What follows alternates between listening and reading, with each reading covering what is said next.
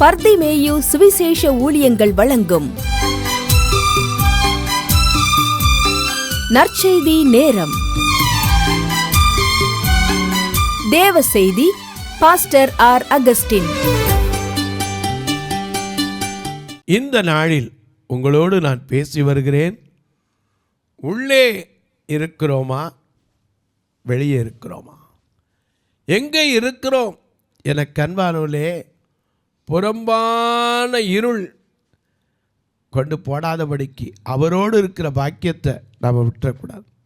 அப்போ ஆண்டவரோடு இருக்கணும்னா நாம் என்ன செய்யணும்? ஏன்னா ஒரு லிஸ்ட்டே கொடுத்துருக்காரு. அடுத்த வாரம் உங்களுக்கு சொல்கிறேன். உடைய வேதத்தில் புறம்பே இருப்பவர்கள் யார் அப்படின்னு ஒரு லிஸ்ட்டே கொடுத்துருக்கார். வெளிப்படுத்தின விசேஷத்தில் 22ஆம் அதிகாரத்தில் 15ஆம் வசனத்தில் நீங்கள் வாசித்து பார்க்கலாம். அந்த லிஸ்ட்டை குறித்து நான் அடுத்த வாரம் உங்களுக்கு சொல்கிறேன். ஏன்னா நாய்களும் அதை குறித்து சொல்கிறக்கே ஒரு 6 செய்தி வேணும். சூனியக்காரரும் அதை சொல்கிறக்கே ஒரு 6 செய்தி சொல்லணும். இப்படி வரிசையாக இருக்குது. இப்போ இயேசுவோடு நாம் இருக்கன்னா இந்த உலக வாழ்க்கையில் நாம் என்ன செய்யணும்? அவரோடு கூட இருக்கணும். ஏன்னா அவர் சொல்லியிருக்காரு, நான் ஜெயம் கொண்டு. 1 கொரிந்தியர் 15:57 உங்களுடைய வேதத்தில் திருப்பிக் கொள்ளுங்க. 1 கொரிந்தியர் 15ஆம் அதிகாரம் 57ஆம் வசனத்தில். அப்படி எல்லாரும் தேடி எடுக்கிற வரைக்கும் நீங்களும் நானும் பாடுவோம்.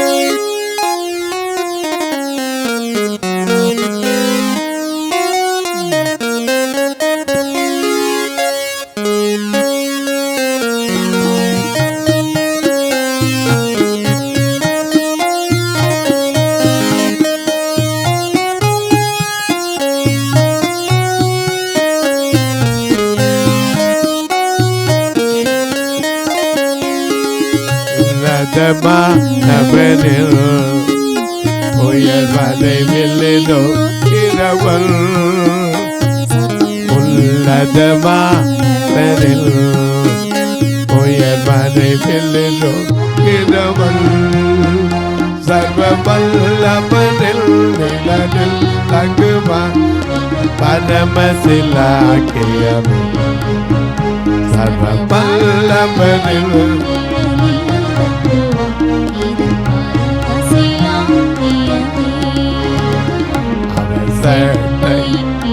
அடைக்கலம் புகழ்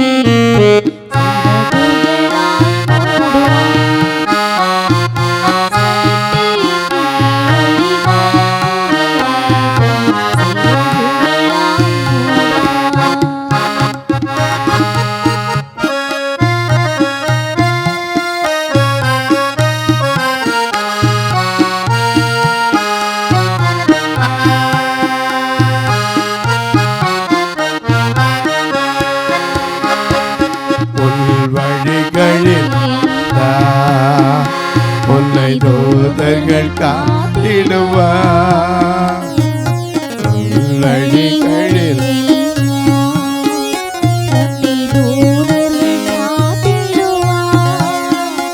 உன் பாதங்களில் தங்கள் கரங்களில் பாதங்களில் கரங்களிலே அவர் சேட்டையில் அடைக்கலம் புகழ் சிறகுகளால் அவர் சேட்டையில் அடைக்கலம் புகழ் சிறகுகளால் ஓடுவார். எல்லாம் எடுத்திருப்பீங்க. வாசிக்கலாம். 1 கொரிந்தியர் 15:57. நம்முடைய கர்த்தராகிய இயேசு கிறிஸ்துவினாலே நமக்கு ஜெயம் கொடுக்கிற தேவனுக்கு ஸ்தோத்திரம். அந்த ஜெயத்தை பெறணும்னா எங்க இருப்போம்? நான் ஜெயம் கொண்டு. வெளிப்படுத்தல் 3:21 வாசிங்க. நான் ஜெயம் கொண்டு. இப்படி வாச கதவு கிட்ட தட்டி இருக்கேன். போன செய்தியில முடிச்சேன். அவர் வாசலாம் தட்டி இருக்கார். ஆனா அவர் எங்க இருக்கா?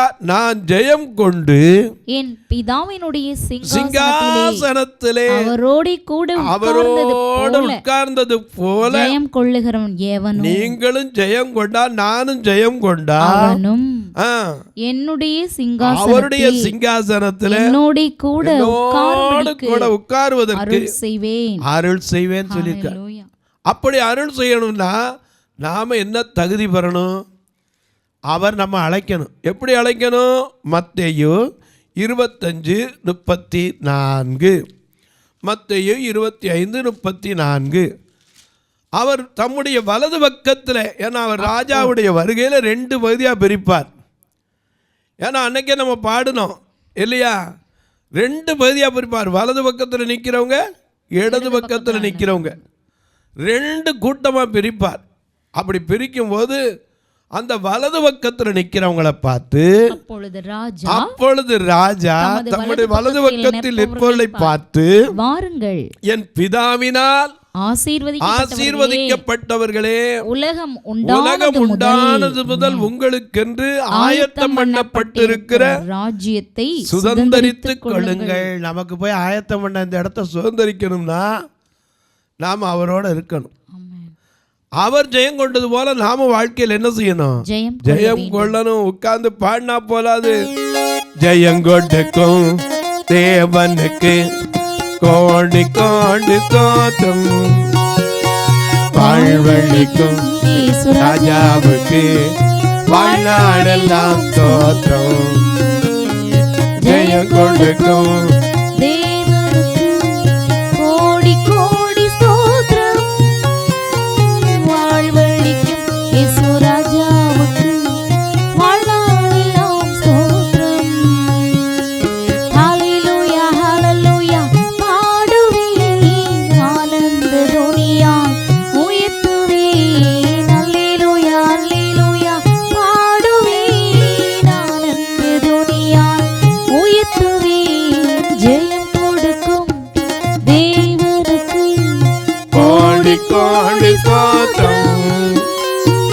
வாழ்வழிக்கும் ராஜா வாழ்நாளெல்லாம் தோற்றம். நீதியின் கரத்தினார் தாங்கி நடத்துவா, நீதியின் கரத்தினார் தாங்கி நடத்துவா. பலம் எதற்குமே அஞ்சிடே, கர்த்தரே என் பலம் எதற்குமே அஞ்சிடே. ஜெயங்கொண்டைக்கும் கோடி கோடி ஸ்தோத்திரம்,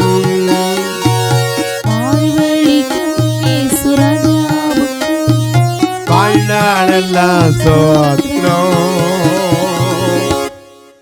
அப்படி ஜெயம் கொண்டு உட்கார்ந்து இருக்கிறோட நாமளும் ஜெயம் கொண்டு போனா என்ன செய்யணும்? அவர் நம்ம பார்த்து கூப்பிடுவார். எப்படி கூப்பிடுவாரு? வாருங்கள் என் பிதாவினால் ஆசீர்வதிக்கப்பட்டவர்களே, உலகம் உண்டானது முதல் உங்களுக்காக ஆயத்தம் பண்ணப்பட்டிருக்கிற ஒரு ராஜ்யத்தை சுதந்தரித்துக் கொள்ள வேண்டும்.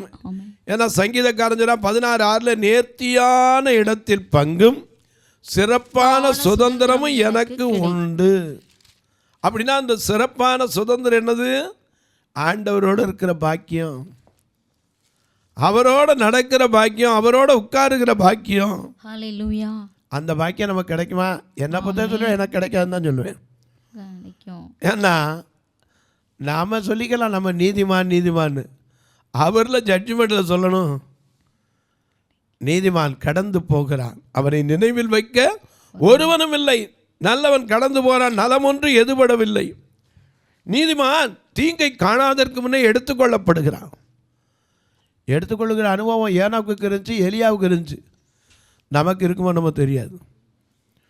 இங்கே பார்க்கிறோம், நாம ஒரு நாள் ராஜாவாக வருகையில தான் கூப்பிடுவார். வாருங்கள் என் பிதாவினால் ஆசீர்வதிக்கப்பட்டவர்களே, உலகம் உண்டானதிலிருந்து உங்களுக்கு என்று ஆயத்தம் பண்ணப்பட்டிருக்கிற ராஜ்யத்தை சுதந்தரித்துக் கொள்ளுங்கள். ஆனா அதுக்கு ஒரு காரணம், உங்களுக்கு எதுக்கப்பா அந்த இது? நீ பெரிய உள்ள இருக்கே இல்லையோ, சின்ன சின்ன காரியம். ஆனால் இதை நம்மால் செய்ய முடியுதா? நான் பசியாக இருந்தேன், எனக்கு போஜனம் கொடுத்தீர்கள். தாகமாய் இருந்தேன், என் தாகத்தை தீர்த்தீர்கள். அந்நியனாய் இருந்தேன், என்னை சேர்த்து கொண்டீர்கள். வஸ்திரம் இல்லாதிருந்தேன், எனக்கு வஸ்திரம் கொடுத்தீர்கள். வியாதியாய் இருந்தேன், என்னை விசாரிக்க வந்தீர்கள். காவலில் இருந்தேன், என்னை பார்க்க வந்தீர்கள் என்பார். அப்பொழுது நீதிமான்கள் அவருக்கு யாரு? இந்த வலது பக்கம் நிக்கிறவங்களுக்கு பேர் என்னது? நீதிமான்கள். அவருடைய சந்ததிக்கு என்ன ஆசீர்வாதம் இருக்கு? சங்கீதம் 37:25 பார்க்கிறோம்.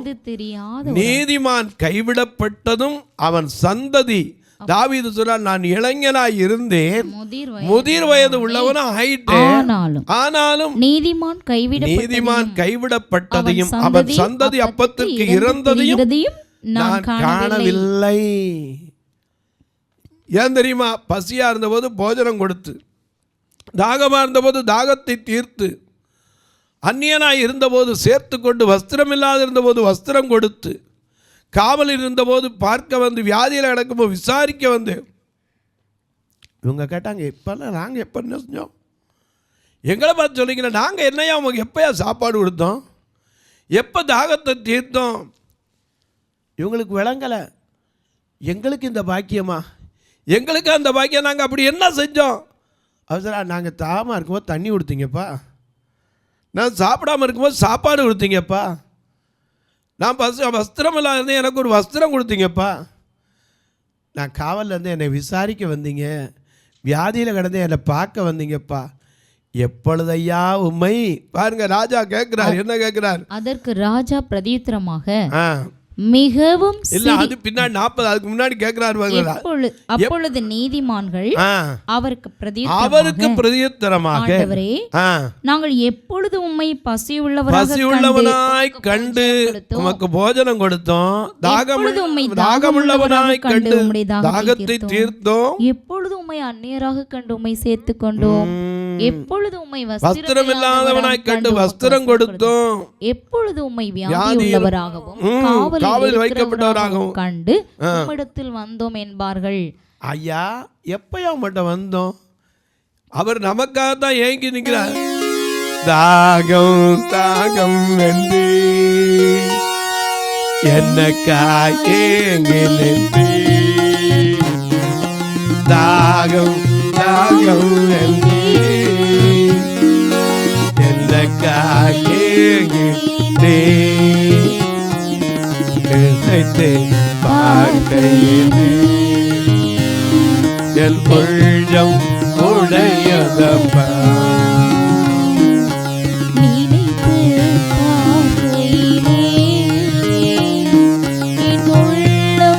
உடையதப்பா.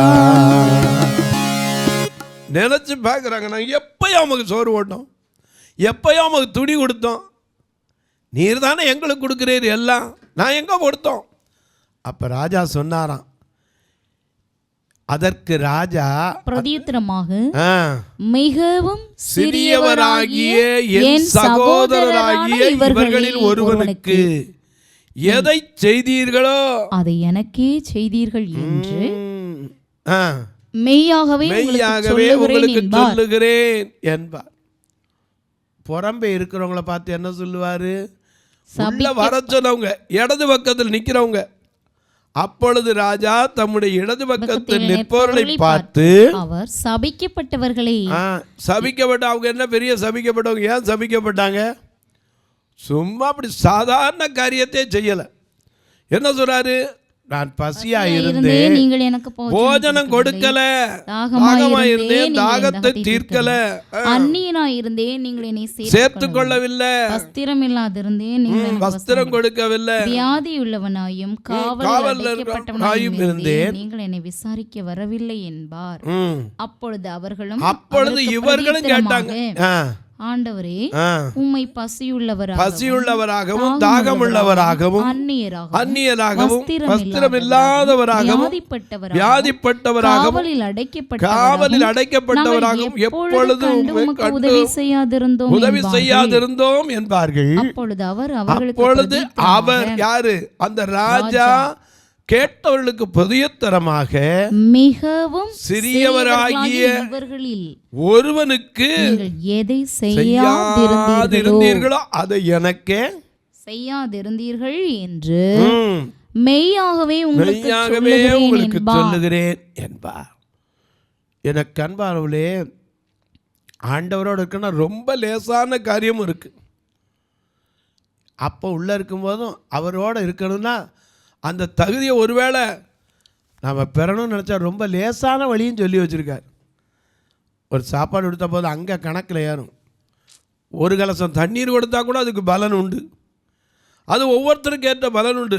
மத்தேயு 10:40 வாசிக்கிறோம், தீர்க்கதரிசிக்கு ஏற்ற பலன், நீதிமானுக்கு ஏற்ற பலன், சீசனுக்கு ஏற்ற பலன், வரிசையை எழுதி வச்சிருக்கார். தீர்க்கதரிசிக்கு ஏற்ற பலன் என்ன? ஐயா, தீர்க்கதரிசி என்னும் நாமத்தின் நிமித்தம் ஏற்றுக்கொள்ளுகிறவனுக்கு ஏற்ற பலன். அது என்ன? மல்டிபிகேஷன், பெருக்கம். விதவத்தாய் ஒரே ஒரு அப்பம் தான் கொடுத்தா, ஒரு அடை தான் கொடுத்தா. யாரு? சாரிபாத்தில். ஆனால் அவன் கலசத்தில் பெருகிட்டே இருந்துச்சு. எடுக்க எடுக்க என்ன செய்யலை? குறையவே இல்லை. சூலமத்தி ஒரே ஒரு ரூமை கட்டி சும்மா வாடகை கூட வாங்கலை, அட்வான்ஸ் கூட இல்லை, வரும்போது தங்கிற கொடுத்தான். ஆனால் அவள் பிள்ளையே உயிர் திரும்ப பெற்று கொடுத்தான். இன்றைக்கு சொல்லுவேன், நீ ராஜாவோடு இருக்கணும்னா பெரிய பெரிய காரியத்தில் இல்லை, சின்ன காரியம் கூட அங்கே கணக்கு பார்க்கிற தேவன். நாம் ஒரு நாள் நிச்சயமாக போவோம். நமக்குன்னு ஒரு ராஜ்யம் இருக்குது. அதான் இயேசு சொல்லிட்டு போனார், நான் உங்களுக்கு ஒரு இடத்தை ஆயத்தம் பண்ணின பின்பு நான் திரும்ப வந்து நான் இருக்கிற இடத்துலையே நீங்களும் இருக்கும்படி மறுபடியும் வந்து உங்களை என்னிடத்தில் சேர்த்துக்கொள்வேன். அதுக்கு உடனே சீசன் ஒருத்தன் கேட்டான். அவரை நோக்கி, தோமா யாரு? இந்திய தேசத்துல வேதத்தை கொண்டு வந்து கடைசியில் எங்கேயே மரித்தவர். இந்த தோமா தான் ஒரு காலத்தில் அவர் விரலில் அந்த இடுப்பில் விழாவில் கையை போட்டால் தான் நம்புவேன்னா, அந்த துவாரத்தெல்லாம் கையை போட்டு பார்க்கணுன்னார். அப்போ தான் தோமா பத்தினா, நீ கண்டு விசுவாசிக்கிறாய், காணாமல் விசுவாசிக்கிறவங்க பாக்கியவான்கள் என்று தோமாவுக்கு சொன்னார். இந்த தோமா ஆண்டவரிடத்துல கேட்கிறார். என்ன கேட்கிறார்? வாசிங்க பாருங்க. அவரை நோக்கி, ஆண்டவரே, நீர் போகிற இடத்தை அறியோமே, பாதை எப்படி, வழியை நாங்கள் எப்படி அறிவோம் என்று சொன்னார். அப்பதான் அவர் சொன்னார், நானே வழியும் சத்தியமும் ஜீவனுமாய் இருக்கிறேன், என்னாலே அல்லாமல் ஒருவனும் பிதாவினிடத்தில் வரான். நானே வழி, நானே சத்தம், நானே ஜீவன் மகளே, உனக்கு நானே வழி, நானே சத்தியம், நானே ஜீவன் மகளே. நன்றி உனக்கு நிம்மதி இல்லை, எல்லா நன்றி உனக்கு விடுதலை இல்லை, எல்லா நன்றி உனக்கு நிம்மதி இல்லை, எல்லா நன்றி உனக்கு விடுதலை இல்லை. நானே வழி, நானே சத்தியம், நானே ஜீவன் மகளே.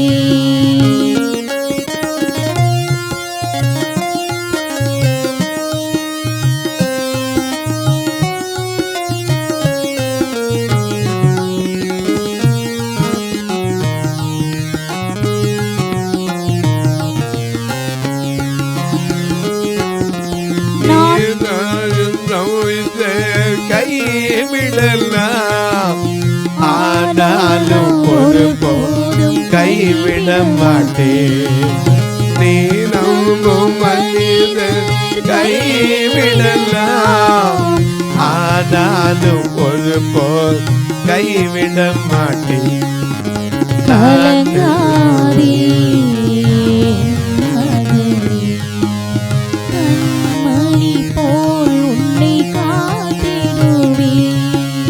கலங்காதே என் மகனே, கண்மணி போல் உன்னை காத்திடுவேன். உனக்கு நானே வழி, நானே சத்தியம், நானே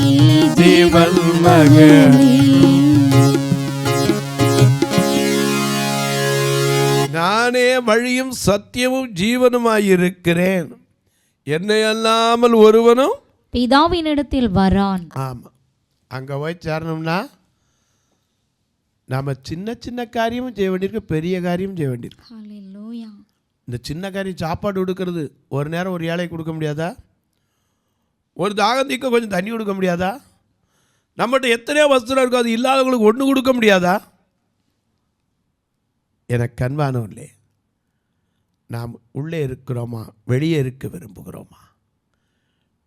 உள்ளே இருக்க முடியாத யார் யார், அதை மட்டும் இந்த வாரம் சொல்கிறேன். வெளிப்படுத்தின விசேஷம் 22ஆம் அதிகாரம் 15ஆம் வசனத்தை பாருங்க.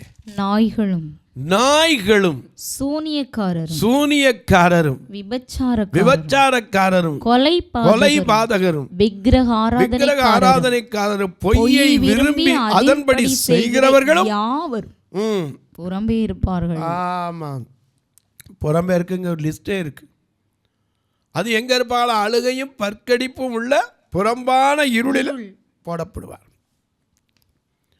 அதென்ன முதல்ல வந்தோடனே நாய்களும் எழுதுறாரு, நாயும் தான் எழுதியிருக்கோம், நாய்க்குன்னு சொல்லியிருக்கணும். நாய்களும் மரியாதையாக இருக்க.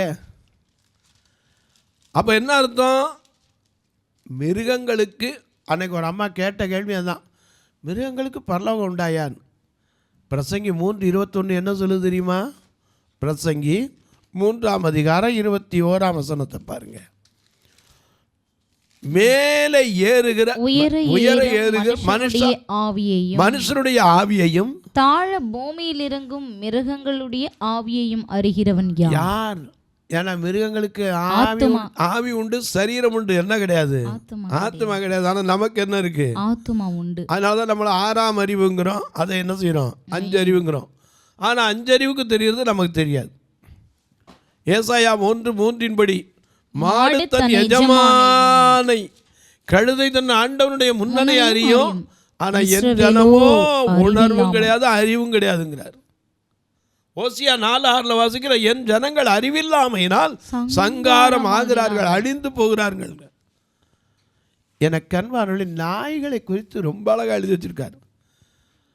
நம்ம சொன்னால் நீங்களாம் சொல்லுவீங்க, என்ன நாங்களாம் நாயாமை, அடுத்த வாரத்தில் கேளுங்க, அந்த செய்தி உங்களுக்கு சொல்கிறேன். நாய்களும் சூனியக்காரரும் விக்கிரக ஆராதனைக்காரனும் கொலைபாதகரும் பொய்யை விரும்பி அதன்படி நடக்கிறவர்களும் புறம்பான இருளில் இருப்பாங்க.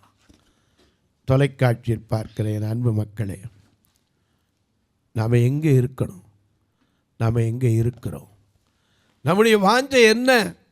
அவரோடு இருக்கணும். நாம் பாடுற உண்மையோடு இருக்கணுமே, உண்மை போல் மாறணுமே. ஒவ்வொரு நாளும் உம்முடைய பிரசன்னம் தேடி வரணுமேங்கிறோம், ஓடி வரணுங்கிறோம்.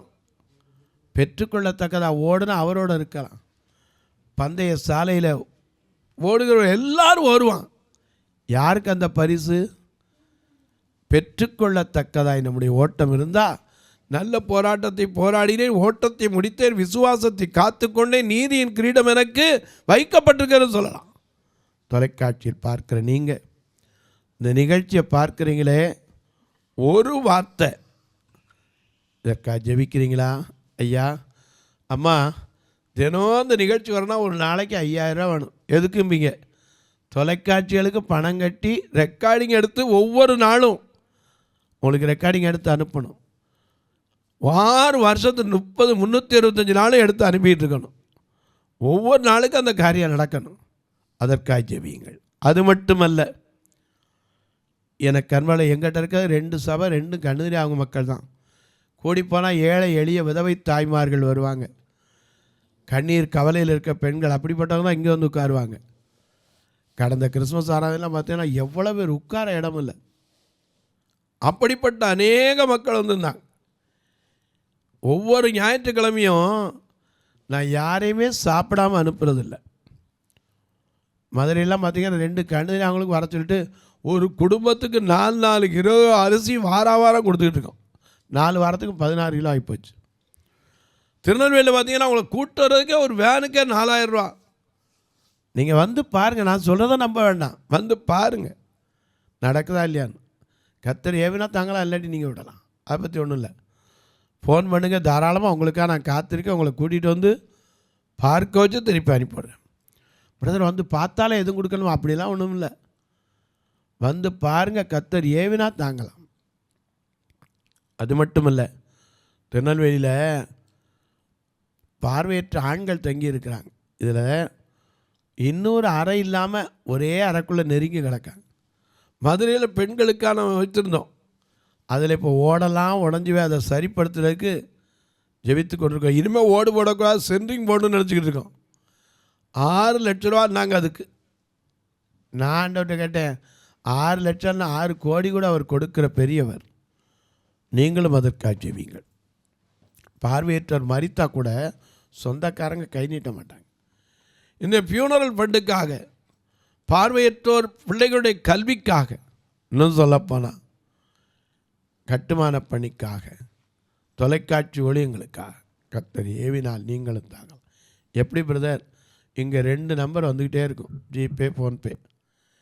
இந்த 2 நம்பர்லேயும் நீங்கள் தாராளமாக தொடர்பு கொள்ளலாம். ஒருவேளை ஐயா நான் இந்த சமூக சேவைக்காக வர்ற மக்களுக்கெல்லாம் சாப்பாடு கொடுக்க உதவணும், அதை மாதிரி நாங்கள் இப்படி கூட்டு வரக்கு உதவணும், அல்லது பார்வையற்றவருக்கு ஊன்றுகோலுக்கு உதவணும், இதுக்கெல்லாம் நாங்கள் உதவலாம், கணக்கு வைக்கிறதுக்கு எங்கள் வழி இருக்கான்னு கேட்டிங்கன்னா என்கிட்ட கேளுங்க, உங்களுக்கு தாராளமாக வழி சொல்கிறேன். உங்கள் ஜெபக்காரி எது இருந்தாலும் காலை 10லேருந்து 5க்குள்ளே சொல்லலாம். இப்போ உங்களுக்காக ஜெபிக்கட்டுமா? நல்ல பிதாவே, நன்றியோடு துதிக்கிறோம் சுவாமி. இந்த அருமையான நாளிலே நாங்கள் புறம்பே இருக்கிறோமா, உள்ளே இருக்கிறோமா?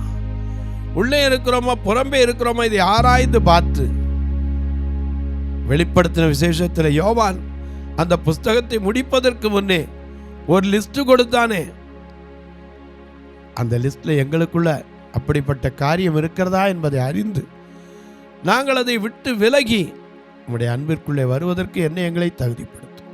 இந்த ஊழியத்தை தாங்குகிற, ஜெபிக்கிற, கொடுக்கிற எல்லா மக்களையும் ஆசீர்வதியும். இந்த நாள், பிறந்த நாள், திருமண நாளை நினைவு கூறுகிற மக்களுக்காக ஜெபிக்கிறேன். சுகவீனம், பலவீனத்தில் இருப்போருக்காக ஜெபிக்கிறேன். தன் படுக்கையில் இருக்கிற ஒவ்வொரு நோயின கொடுமையினால் அவதிப்படுகிற மக்களுக்காய், அசுத்தாவின் கிரியையினால் கலங்கி நிற்கிற மக்களுக்காய், கடனுக்கு மேல கடன் வந்து தரித்திரத்தினால சோர்ந்து போயிருக்கிற மக்களுக்காய் ஜெபிக்கிறேன். ஒவ்வொருவருடைய மன விருப்பங்களையும் கர்த்தர் நிறைவேற்றும். இந்த வருஷம் அநேகருக்கு நன்மைகள் பெற்றுக்கொள்ளுகிற ஆண்டாய், நன்மையான ஈவுகளை நாள்தோறும் கொடுத்து ஆசீர்வதி. வானத்திற்கும் பூமிக்கும் சகல அதிகாரம் கொண்ட இயேசு கிறிஸ்துவின் ஈடு இணையற்ற வல்லமையுள்ள நாமத்தில் ஜெபிக்கிறேன் நல்ல பிதாவே, ஆமென். சபை ஆராதனை ஞாயிறு காலை 10 மணி முதல் 12 மணி வரை. இடம் பர்திமேயு சுவிசேஷ ஆலயம், அன்னை சத்யா நகர், இளமனூர் அஞ்சல், சக்கிமங்கலம் வழி, மதுரை மாவட்டம். பின்கோட் 625201 மற்றும் பர்திமேயு சுவிசேஷ ஜெப வீடு, plot number 107, Eden garden, Muthur, Tirunelveli. Pincode 627011.